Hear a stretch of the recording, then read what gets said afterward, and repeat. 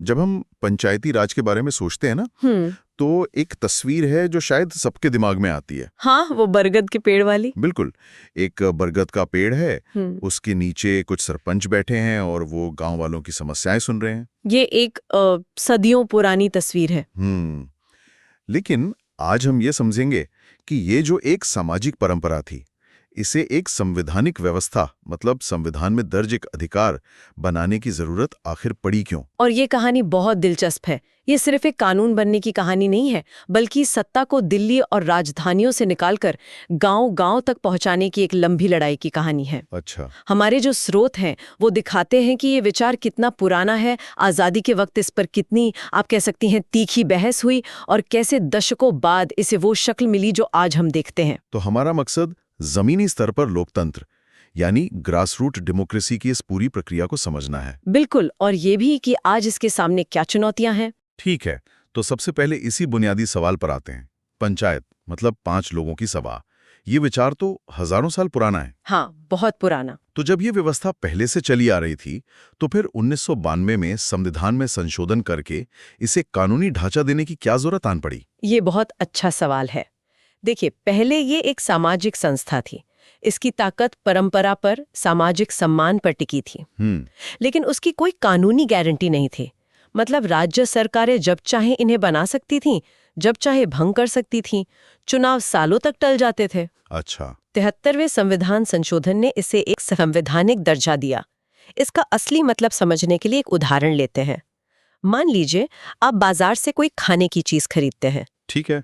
एक पैकेट पर किसी प्राइवेट लैब की मोहर है और दूसरे पर FSSAI की, जो एक सरकारी संस्था है। आप किस पर ज्यादा भरोसा करेंगे? जाहिर है FSSAI वाले को, क्योंकि उसके पीछे कानून की ताकत है, सरकार की ताकत है। बिल्कुल ठीक, यही फर्क है। संवैधानिक दर्जे ने पंचायतों को वो FSI वाली ताकत दे दी। अब वो राज्य सरकारों की दया पर निर्भर नहीं है। मतलब अब उनका अस्तित्व, उनके चुनाव, उनका ढांचा, सब कुछ संविधान से सुरक्षित है। एकदम सही। इसने उन्हें कानूनी अधिकार दिए, एक स्थायी ढांचा दिया और सबसे बढ़कर एक पहचान दी कि वो भी सरकार का ही एक हिस्सा है, कोई अस्थायी इंतजाम नहीं। यानी ये सिर्फ एक सामाजिक सभा से एक तीसरे स्तर की सरकार बन गई। लेकिन ये विचार आया कहां से? क्या ये आजादी के बाद की सोच है? नहीं, इसकी जड़ें बहुत गहरी हैं। हमारे स्रोत बताते हैं कि वैदिक काल में सभा और समिति जैसी संस्थाएं थीं। अच्छा, वैदिक काल में भी? हाँ, जो गांव के मामलों में फैसले लेती थीं। कौटिल्य के अर्थशास्त्र में तो गांव के प्रशासन का पूरा जिक्र है। टैक्स कैसे वसूलना है, विवाद कैसे सुलझाने हैं। यहाँ तक कि मध्यकाल में भी पटवारी और चौधरी जैसे अधिकारी थे। ये पद तो आज भी हमारे सिस्टम का हिस्सा है। लेकिन ब्रिटिश काल में तो इस पूरी व्यवस्था को लगभग खत्म ही कर दिया गया था, है ना? हाँ, शुरुआत में अंग्रेजों ने इसे तोड़ा। वो सत्ता का कोई और केंद्र चाहते ही नहीं थे। लेकिन जल्द ही उन्हें समझ आ गया कि इतने बड़े देश पर सिर्फ ऊपर से शासन करना नामुमकिन है। मतलब उन्हें स्थानीय स्तर पर किसी सहारे की जरूरत पड़ी? बिल्कुल, टैक्स वसूलने के लिए, कानून व्यवस्था बनाए रखने के लिए। और यहीं से कहानी में एक मोड़ आता है। 1870 में लॉर्ड मेयो ने वित्तीय विकेंद्रीकरण का प्रस्ताव रखा। ये सुनने में थोड़ा भारी शब्द लगता है। इसका सीधा सा मतलब था कि पैसे और फैसले लेने का कुछ अधिकार ऊपर से नीचे यानी स्थानीय निकायों को दिया जाए। और फिर 1882 में लॉर्ड रिपन का वो मशहूर प्रस्ताव आया जिसे स्थानीय स्वशासन का मैग्ना कार्टा कहते हैं। हाँ, और ये तुलना बहुत महत्वपूर्ण है। जैसे इंग्लैंड में मैग्ना कार्टा ने राजा की शक्तियों पर लगाम लगाई और आम लोगों को अधिकार दिए। ठीक वैसे ही रिपन के प्रस्ताव ने पहली बार अंग्रेजी हुकूमत में स्थानीय भारतीयों को अपने मामले खुद चलाने का एक ठोस और औपचारिक अधिकार दिया। इसीलिए लॉर्ड रिपन को भारत में स्थानीय स्वशासन का जनक भी कहते हैं। तो आजादी के समय तक एक ढांचा तो मौजूद था। बिल्कुल। फिर तो आजादी मिलते ही इसे पूरे देश में लागू कर देना चाहिए था, पर ऐसा हुआ नहीं। हाँ। और यहीं पर हमारे दो सबसे बड़े नेताओं महात्मा गांधी और डॉक्टर अंबेडकर के बीच एक बहुत बड़ा वैचारिक मतभेद सामने आता है। हाँ, और ये इस कहानी का सबसे जरूरी हिस्सा है। गांधी जी का सपना ग्राम स्वराज्य का था। वो मानते थे कि असली भारत गांवों में बसता है और हर गांव एक आत्मनिर्भर गणराज्य होना चाहिए। कि सत्ता का केंद्र गांव हो, दिल्ली नहीं। बिल्कुल। लेकिन डॉक्टर अंबेडकर इसे लेकर बहुत कह सकते हैं आशंकित थे।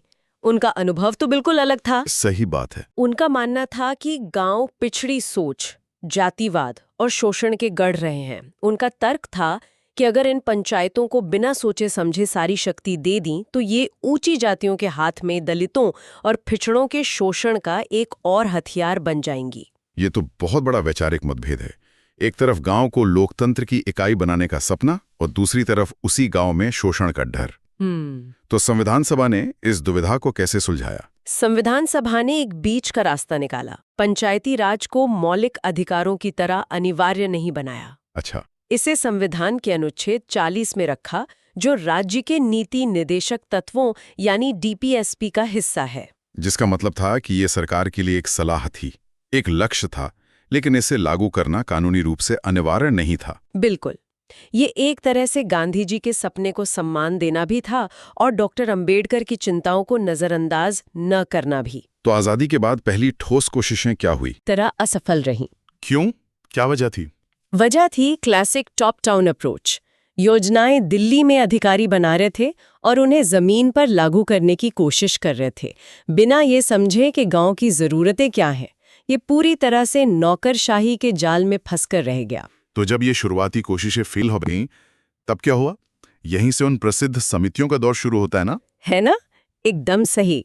जब ये कार्यक्रम फेल हुए तो सरकार ने 1957 में बलवंत राय मेहता की अध्यक्षता में एक समिति बनाई।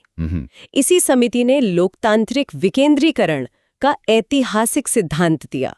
उन्होंने कहा कि जब तक आप सच में शक्ति लोगों के हाथ में नहीं देंगे, तब तक कोई भी विकास कार्यक्रम सफल नहीं हो सकता। और इसी सिद्धांत को लागू करने के लिए उन्होंने आज के त्रिस्तरीय ढांचे की सिफारिश की। हाँ, गांव स्तर पर ग्राम पंचायत, ब्लॉक स्तर पर पंचायत समिति और जिला स्तर पर जिला परिषद। और इसी समिति की सिफारिशों के आधार पर 2 अक्टूबर 1959 को राजस्थान के नागौर में देश की पहली पंचायत का उद्घाटन हुआ था। हाँ, और तारीख भी सोच समझकर चुनी गई, गांधी जयंती। ये एक प्रतीकात्मक शुरुआत थी। इसके बाद कई राज्यों ने इसे अपनाया, लेकिन समस्या वही थी कि सब कुछ राज्यों की मर्जी पर था। बिल्कुल। किसी राज्य में चुनाव होते थे, किसी में नहीं। किसी के पास ज्यादा अधिकार थे, किसी के पास कम। एक रूपता नहीं थी। इसके बाद भी तो कई समितियां आईं, जैसे 1977 में अशोक मेहता समिति। हाँ, जनता पार्टी सरकार ने उन्हें बनाया था।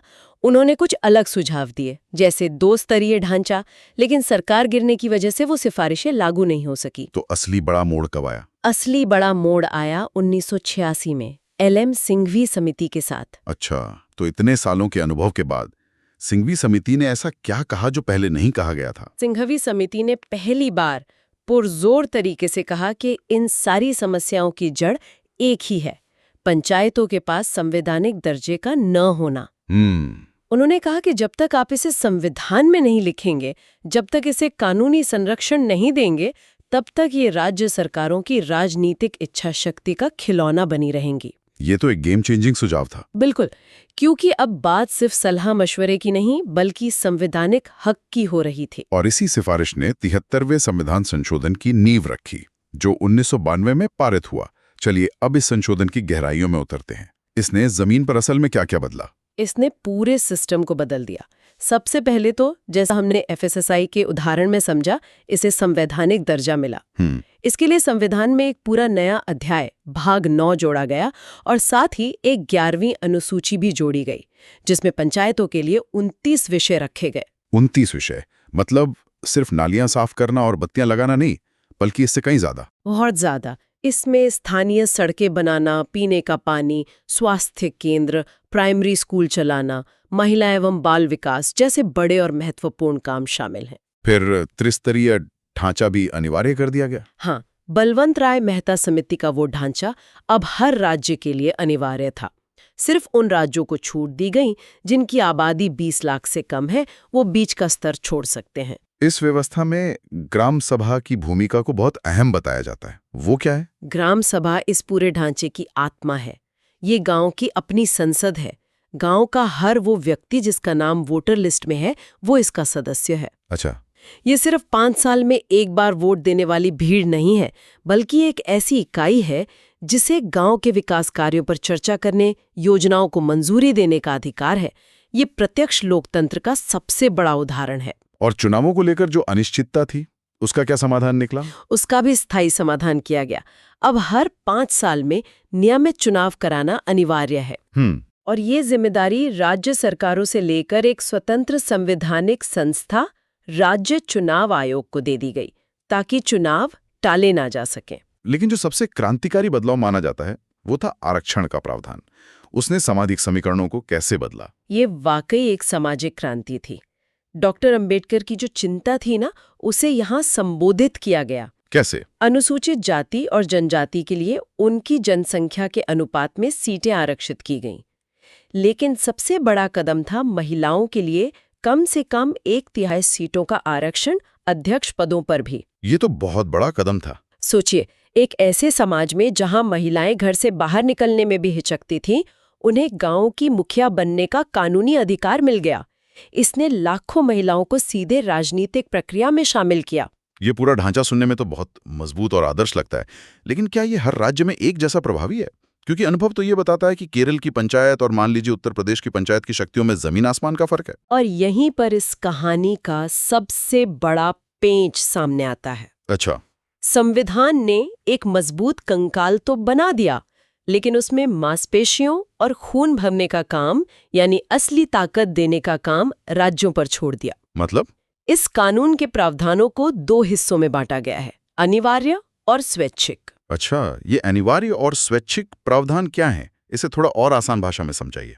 अनिवार्य प्रावधान वो हैं जो हर राज्य को मानने ही पड़ेंगे, जैसे त्रिस्तरीय ढांचा बनाना, हर 5 साल में चुनाव कराना, SC, ST और महिलाओं के लिए आरक्षण लागू करना। इन पर कोई समझौता नहीं हो सकता? नहीं, ये संविधान का आदेश है।